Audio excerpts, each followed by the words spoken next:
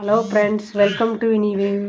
இன்றைக்கி நம்ம எள்ளு உருண்டை செய்ய போகிறோம். அதுக்கு எள்ளு கழுவி காய வச்சு எடுத்து வச்சுருக்குறேங்க. அதுக்கு 2 கப்பு, இந்த கப்பில் 2 கப் எடுத்து வச்சுருக்குறேன். அதுக்கு ராகி மாவு ரொட்டி போட 2 ரொட்டி வர மாதிரி ராகி மாவு பேஞ்சு வச்சுருக்குறேங்க. 1.5 கப்பு வெல்லம் தூள் பண்ணி பொடிச்சு வச்சுருக்குறேன். இப்போ நாம் ரொட்டி போட்டுக்கலாங்க. பாருங்கள், ராகி ரொட்டி நம்ம 1 போட்டால் போதுங்க. நான் செய்கிற எள்ளு உருண்டைக்கு 1 போட்டால் போதும். அதிகமாக செய்கிற மாதிரி இருந்தால் 2 போட்டுக்கலாங்க. இதுக்கு எண்ணெயோட தேவையில்லை. எடுத்து நல்லா பிச்சு போட்டு மிக்ஸியில் நைஸாக அரைச்சி அப்புறம் நீங்கள் எள்ளை போட்டு அரைச்சிக்கலாங்க. பாருங்கள், அடுப்பத்தை வச்சு கடாயை வச்சு எள்ளை கொட்டி வச்சுங்க.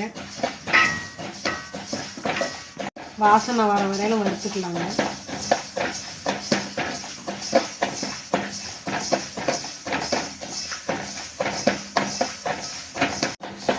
பாருங்கள், வறுபட்டுருச்சு, நல்லா வாசனை வருது. அடுப்பை ஆஃப் பண்ணிக்கலாங்க. ஸ்டவ் ஆஃப் பண்ணி வச்சுங்க. இப்போ ஆற வச்சுக்கலாம். ராகி மாவு ரொட்டி பாருங்கள், பிச்சு மிக்ஸி ஜாரில் போட்டாச்சுங்க. இப்போ பொடி பண்ணி எடுத்துக்கலாம். பாருங்கள், ராகி ரொட்டி பொடிச்சு எடுத்தாச்சு. எள்ளு ஆறிடுச்சுங்க. இப்போ மிக்ஸி ஜாரில் போட்டாச்சுங்க. அரைச்சி எடுத்துக்கலாம். பொடிச்சு வச்சு ஆரி ரொட்டி போட்டுக்கலாங்க. பொடிச்ச வெல்லம் போட்டுக்கலாங்க.